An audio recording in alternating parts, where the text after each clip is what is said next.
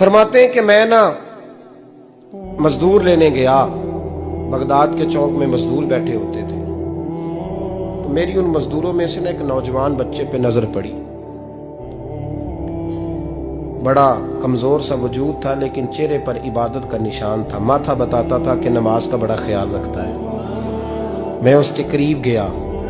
चेहरे भी बड़ा कुछ बताते हैं ना, चेहरों में भी बड़ी रानाई होती है। फरमाते हैं मैं करीब गया, मैंने उसको कहा बेटे मजदूरी करोगे? तो कहने लगा मजदूरों में बैठा हूं तो हुजूर मजदूरी के लिए ही तो बैठा हूं। तो मैंने कहा कि चलो फिर। कहने लगा नहीं मेरी कुछ शर्तें। मैंने कहा बताओ? कहने लगा पहली शर्त यह है कि लोग 4 दिनार दिहाड़ी लेते हैं, मैं 3 दिनार लूंगा। मैंने कहा यार भाई तो बड़ी बेहतरीन है, बाकी भी इस तरह की रख ले। उसने कहा हुजूर दूसरी शर्त यह है कि मैं आपकी मुकम्मल बात मानूंगा, लेकिन जब अजान हो जाएगी फिर आपकी नहीं सुनूंगा। तीसरी बात उसने ये की कि हुजूर मैं आपके घर में काम करूंगा पर आपके किसी सवाल का जवाब नहीं दूंगा। कहते मैंने कहा यार तू बड़ा अजीब है, शर्तें तो मालिकों की होती हैं। कहने लगा जी बहरहाल मैं शर्तें लगा के जाता हूं। फरमाते हैं मैं उसे घर ले आया,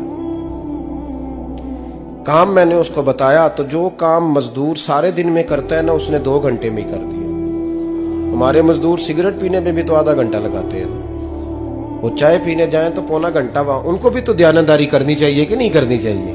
ने मुआहदा किया है ना जी, तो पूरा उतरना चाहिए ना। कहते 2 घंटे में। अब काम जब बंदा शुरू कराता है तो काम और निकल आता है। कहते काम मैंने उसको और बता दिया, वो करने लगा। उसने मिट्टी निकाल के रखी थी बाहर रास्ते में, तो अजान हो गई जोर की। उसने वहीं कुदाल छोड़ी कही और चलने लगा। तो मेरा बेटा कहने लगा इसको जरा बराबर कर दो। कहने लगे चुप कर जा, तेरे बाप से बात हुई थी, जब अजान होती है तो मैं किसी और की नहीं सुनता, सिर्फ अल्लाह रसूल की सुनता हूँ। कहते मस्जिद चला गया, नमाज पढ़ के आया तो दोपहर का वक्त था। मेरी बीबी कहने लगी इसको को खाना खा ले।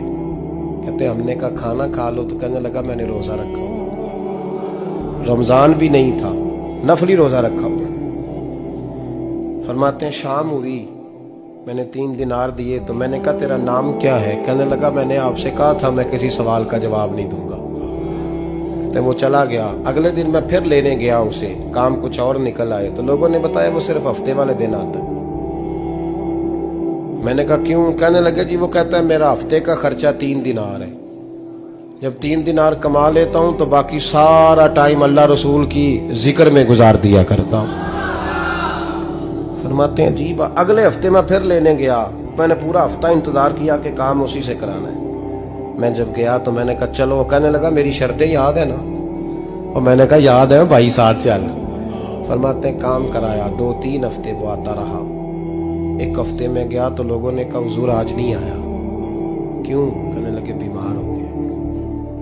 कहाँ घर है? कहने लगे बगदाद के कब्रिस्तान के पीछे जो कच्ची आबादी है उसमें रहता है। फरमाते मैं गया, दरवाजे पे दस्तक दी तो कहने लगा हुजूर आप हैं?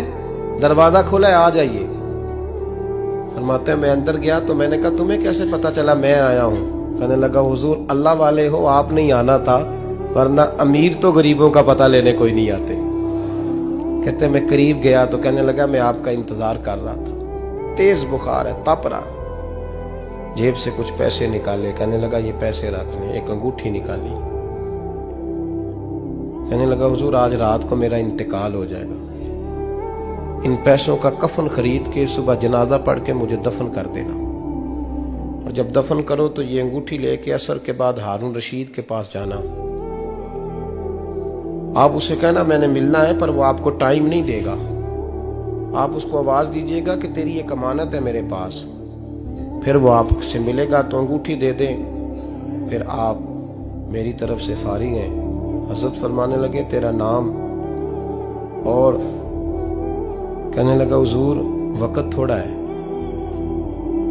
आज रात मैंने जाना है, बड़ी लंबी माफी मांगनी है रब करीम से, अगर मुनासिब समझे तो मुझे अपने रब से तन्हाई कर देने। फरमाते हैं मैं आ गया पर उसकी बातों ने मुझे सारी रात सोने नहीं दिया।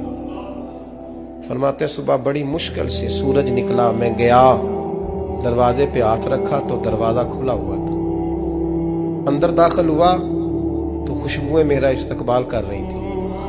जब चेहरे से कपड़ा हटाया तो उसका तो इंतकाल हो चुका।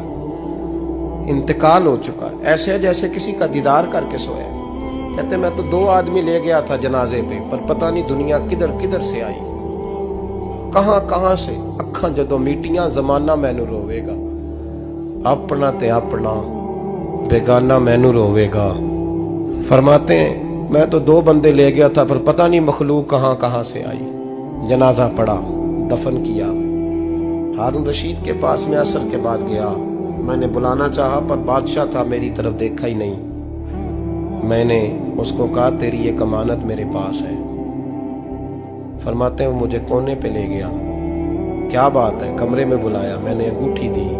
हारून रशीद तो चीखे मारने लगा, कहने लगा अंगूठी वाला कहाँ है? मैंने कहा वो तो इंतकाल कर गया। कहने लगा मुझे कब्र पे ले चल। कहते मैं कब्र पे लाया तो वो लेट गया, तड़प के रोने लगा। मैंने कहा मेरा कलेजा फट जाएगा, ना उसने कुछ बताया ना तूने बताया, ये कौन था? तो हारून रशीद कहने लगा ये मेरा बेटा था। मैंने कहा तेरा बेटा और मजदूर? कहने लगा हुजूर ये हजरत दाऊद ताई के पास बैठा करता था, उनका मुरीद था, मुझे रोज कहता था अब्बा तूने बड़ी दुनिया इकट्ठी कर ली है, मरते वक्त तुझसे टांगे समेटी नहीं जाएंगी, इतना हिसाब नहीं तू दे सकेगा। मैं इसको समझा देता, इसकी अम्मा समझा देती। ये रोज हमें कहता छोड़ दो, आ जाओ अल्लाह रसूल की बारगाह में झुक जाएं। हम समझ। एक दिन ये चला गया, कहने लगा फिर तुम्हारा रास्ता और है और मेरा रास्ता और है। ये सोने की अंगूठी गलती से इसके पास रह गई, गलती से हीरे की अंगूठी चली गई। कहने लगा देखो मेरे बेटे ने आज वो भी वापस कर दी है। फिर तड़प के कहने लगा हारून रशीद था तो ये मेरा बेटा, पर मेरा मुर्शद निकला, मेरा पीर निकला। भाई जिंदगी तो बड़ी थोड़ी है ना। बाबा साहब ने कहा था उठ फरीदा सुत्या, और दाढ़ी आ गया ही पूर, अग्गा नेड़े आ गया, पिछा रह गया ही दूर। उठ फरीदा सुत्या खलकत वेखन जा, मते कोई मिल जाई बख्शिया ते तू ही बख्शिया जा। उठ फरीदा सुत्या झाड़ू दे मसीत, तू सुते रब जागदा, तेरी डाडे नाल परीत। मेरा रब हमें भी अपनी बारगाह में कबूल फरमा।